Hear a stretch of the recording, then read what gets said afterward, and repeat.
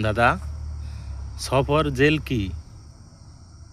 সফর জেল হলো, এটা হলো সৌদি আরবের ভাষায় সফর জেল বলা হয়।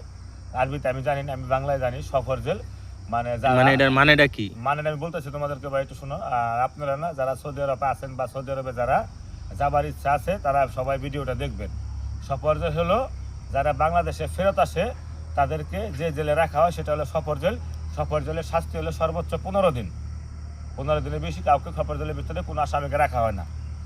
যারা বাড়ি যাইতে চায়, যাদের আকামা নাই, কোনো কিছু না, অবৈধ হয়ে গেছে পাসপোর্টে, মানে সৌদি আরবের ভিতরে যারা অবৈধ অভিবাসী অভিবাসী হয়ে গেছে তাদের জন্য সফর জেল। পুলিশের কাছে ধরা দিয়ে পুলিশ তাদেরকে বিচার, তাদের হুরুপ মারা আছে, তাদের বিভিন্ন সমস্যা আছে, তাদেরকে পুলিশ বিচার বা পুলিশের কাছে যে দালালের মাধ্যমে ধরা দেওয়া যায়, বা কিছু সৌদি আরবের কিছু কিছু জায়গায় আছে যেখানে দাঁড়ালে পুলিশ ধরে, সেসব জায়গায় যাইতে হবে। তো ওইভাবে সমস্যা হয়ে যায়।